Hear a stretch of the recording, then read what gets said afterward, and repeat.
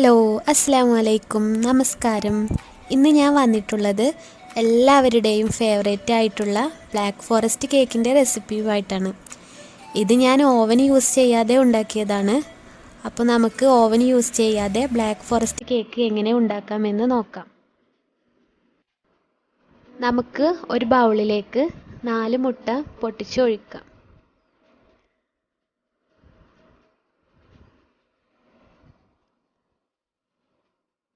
ഇപ്പോൾ ഞാനിവിടെ 4 മുട്ടയും പൊട്ടിച്ചൊഴിച്ചിട്ടുണ്ട്. ഇനി നമുക്കിതൊരു ഹാൻഡ് മിക്സർ ഉപയോഗിച്ചിട്ടൊന്ന് ബീറ്റ് ചെയ്തെടുക്കാം. ഹാൻഡ് മിക്സർ ഇല്ലാത്തവർക്ക് മിക്സിയുടെ ജാറിലിട്ടിട്ട് ബീറ്റ് ചെയ്യാം കേട്ടോ.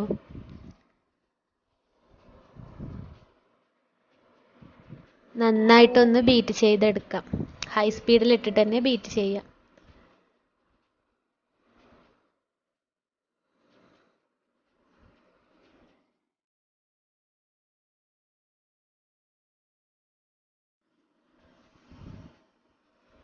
ഇപ്പം നമ്മളെ മുട്ട ഇവിടെ ബീറ്റായിട്ട് വന്നിട്ടുണ്ട്. അതിലേക്ക് നമുക്ക് 1 കപ്പ് പഞ്ചസാരയാണ് ചേർത്ത് കൊടുക്കേണ്ടത്. ഞാനിവിടെ 1/2 കപ്പിൻ്റെ മെഷർമെൻറ്റാണ് എടുത്തിട്ടുള്ളത്. അതുകൊണ്ടാണ് 2 കപ്പ് ചേർത്ത് കൊടുക്കുന്നത്. അപ്പോൾ 1 കപ്പാണ് ചേർത്ത് കൊടുക്കേണ്ടത്. 4 മുട്ടയിലേക്ക് 1 കപ്പ് പൊടിച്ച പഞ്ചസാര എന്ന അളവിലാണ് ചേർത്ത് കൊടുക്കേണ്ടത്. പഞ്ചസാര കുറേശ്ശെ ഇട്ടിട്ട് വേണം നമ്മൾ മിക്സ് ചെയ്തെടുക്കാൻ. അപ്പോൾ ഞാനിവിടെ മുഴുവനായിട്ട് ഇട്ട് കൊടുത്തിട്ടുണ്ട്. ഇനി നമുക്ക് നന്നായിട്ടൊന്ന് ബീറ്റ് ചെയ്തെടുക്കാം. നമ്മളെ മുട്ടയും പഞ്ചസാരയും നന്നായിട്ട് ബീറ്റായിട്ട് വരണം. ഇല്ലെങ്കിൽ നമ്മളെ കേക്ക് സോഫ്റ്റായിട്ട് കിട്ടില്ല. നമുക്ക് ഒരു അരിപ്പയിലേക്ക് ഡ്രൈ ഇൻഗ്രീഡിയൻസ് മിക്സ് ചെയ്തെടുക്കാം. 1 കപ്പ് മൈദ, 1/4 കപ്പ് കൊക്കോ പൗഡർ ഇട്ട് ഒരു 3 പ്രാവശ്യമെങ്കിലും നമ്മൾ തരിച്ചെടുക്കണം.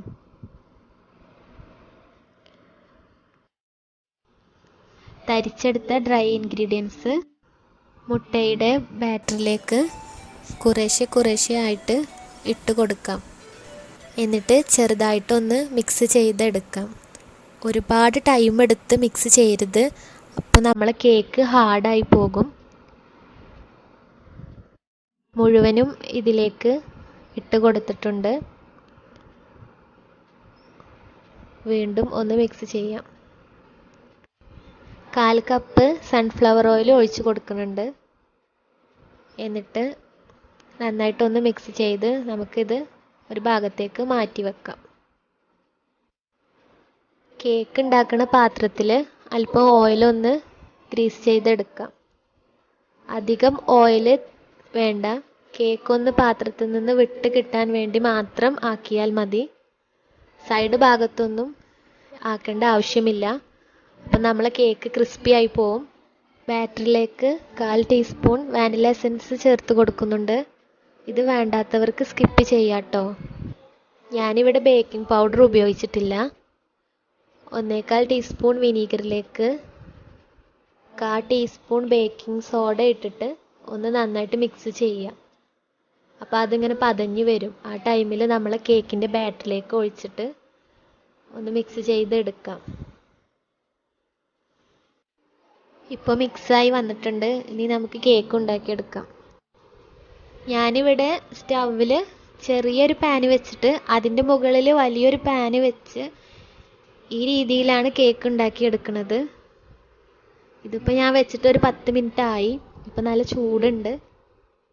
ഇനി നമുക്കിതിലേക്ക് നമ്മൾ കേക്കിൻ്റെ ബാറ്റർ മുഴുവനായിട്ട് ഒഴിച്ച് കൊടുക്കാം.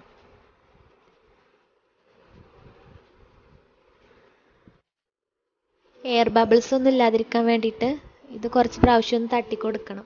ഇത് നമുക്ക് അതിലേക്ക് വെച്ച് കൊടുക്കാം.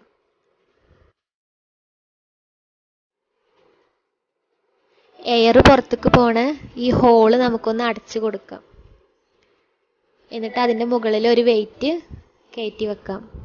ഒരു ടൈറ്റായിട്ട് അടച്ച് വെക്കാം. ഇനി ഒരു ലോ ഫ്ലെയിമിലിട്ട് ഒരു 30-35 മിനിറ്റ് കുക്ക് ചെയ്തെടുക്കാം. ഇടയ്ക്ക് വന്ന് തുറന്ന് നോക്കരുത്. അപ്പോൾ നമ്മളെ കേക്കിൻ്റെ നടുഭാഗം ഉള്ളിലേക്ക് കുഴിഞ്ഞു പോകും. ഇപ്പം കേക്ക് നന്നായിട്ട് വെന്ത് വന്നിട്ടുണ്ട്. ഇനി ഇത് ചൂടാറാൻ വേണ്ടി വെക്കാം. ചൂടാറിയ കേക്ക് 3 ലെയറായിട്ട് കട്ട് ചെയ്തെടുക്കാം. ഇനി ഇത് നമുക്ക് ഐസിങ് ചെയ്യാം. ക്രീം ബീറ്റ് ചെയ്യാൻ ആവശ്യമായ ബൗളും ബീറ്ററിൻ്റെ ബ്ലേഡ്സും നമ്മൾ 2 മണിക്കൂർ ഫ്രീസറിൽ വെച്ച് തണുപ്പിച്ചെടുത്തതാണ്. ഇനി നമുക്ക് ഐസിങ് ചെയ്യണത് എങ്ങനെ കാണിച്ചു തരാം. ഒരു ബൗളിൽ ഐസ് ക്യൂബ് ഇട്ട് അതിലേക്ക് ഞാൻ ഐസ് വാട്ടർ തന്നെയാണ് ഒഴിച്ചു കൊടുക്കുന്നത്. എന്നിട്ട് അതിൻ്റെ മുകളിൽ നമ്മൾ ബീറ്റ് ചെയ്യാൻ ആവശ്യമായ ബൗള് വെക്കുക. ഞാനിവിടെ റിച്ച് ഗോൾഡിൻ്റെ ക്രീമാണ് എടുത്തിട്ടുള്ളത്. ഇതിലേക്കാവുമ്പോൾ നമുക്ക് മധുരം ആവശ്യമില്ല, എന്നാലും കുറച്ച് മധുരം ചേർത്ത് കൊടുക്കുന്നത് നന്നായിരിക്കും. നമ്മൾ കേക്ക് ഡെക്കറേറ്റ് ചെയ്യാനും ഫുള്ളായിട്ട് കവർ ചെയ്യാനും നമുക്ക് ഒരു 1.25 കപ്പ് ക്രീം ആവശ്യമുണ്ട്. അത് നമുക്ക് ഇതിലേക്ക് എടുത്ത് മാറ്റാം. ഞാൻ നേരത്തെ പറഞ്ഞതുപോലെ മധുരം ആവശ്യമുള്ളവർ മാത്രം പഞ്ചസാര പൊടിച്ചത് ചേർത്ത് കൊടുത്താൽ മതി. ഇല്ലാത്തവർക്ക് ഈ സ്റ്റെപ്പ് ഒഴിവാക്കാം. ഇനി നമുക്കിത് ബീറ്റ് ചെയ്ത് തുടങ്ങാം. ആദ്യം ലോ സ്പീഡിലിട്ട് പിന്നെ ഹൈ സ്പീഡിലിട്ട് ബീറ്റ് ചെയ്തെടുക്കാം.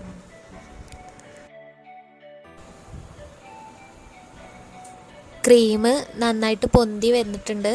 നമ്മളെ ബീറ്ററിൻ്റെ ബ്ലേഡ് അതിൽ വെച്ച് കറക്കുമ്പോൾ അതിങ്ങനെ ടൈറ്റായിരിക്കും. ഏകദേശം ഒരു 10 മിനിറ്റ് കഴിഞ്ഞിട്ടുണ്ട്. ഇപ്പോൾ നമ്മൾ ക്രീം റെഡി ആയിട്ട് വന്നിട്ടുണ്ട്. ഹൈ സ്പീഡിലിട്ടിട്ട് തന്നെയാണ് ഞാൻ ബീറ്റ് ചെയ്തെടുത്തത്. ക്രീം അല്പം എടുത്തിട്ട് ഒന്നിങ്ങനെ തട്ടി കൊടുക്കുക. അപ്പോൾ താഴെ വീണില്ലെങ്കിൽ നമ്മൾ ക്രീം റെഡിയായി എന്നാണ് അർത്ഥം. ഇനി നമുക്കിത് ഐസിങ് ചെയ്തെടുക്കാം. എൻ്റെ കയ്യിൽ ഐസിങ് ചെയ്യാൻ ടേൺ ടേബിളൊന്നുമില്ല. ഞാനിവിടെ ഒരു ബൗള് കമത്തി വെച്ച് അതിൻ്റെ മുകളിലൊരു സ്റ്റീൽ പ്ലേറ്റ് വെച്ചിട്ടാണ് ഐസിങ് ചെയ്തെടുക്കുന്നത്. കേക്ക് ഇളകി പോവാതിരിക്കാൻ അതിൻ്റെ മുകളിൽ കുറച്ച് ക്രീം തേച്ചിട്ട് നമുക്ക് ഫസ്റ്റ് ലെയർ വെക്കാം. എന്നിട്ട് ഷുഗർ സിറപ്പ് ഒഴിച്ചു കൊടുക്കാം. ഷുഗർ സിറപ്പ് നന്നായിട്ട് തന്നെ നമ്മൾ ഒഴിച്ചു കൊടുക്കണം, നമ്മളെ കേക്ക് നല്ല സോഫ്റ്റായിട്ടിരിക്കാൻ. ക്രീം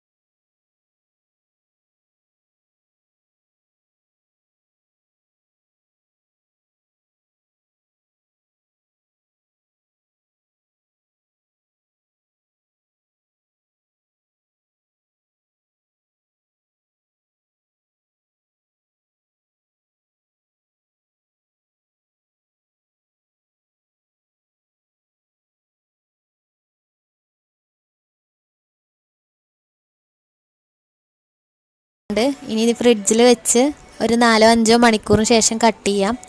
എല്ലാവർക്കും സിമ്പിളായിട്ട് ഉണ്ടാക്കാൻ പറ്റുന്ന ഒരു രീതിയാണ് ഞാൻ പറഞ്ഞു തന്നത്. എല്ലാവരും ട്രൈ ചെയ്ത് നോക്കണം. നല്ല അടിപൊളി ടേസ്റ്റാണ്. എന്തായാലും എല്ലാവർക്കും ഇഷ്ടമാവും. അടുത്ത വീഡിയോ ആയിട്ട് വരുന്നത് വരെ ബൈ.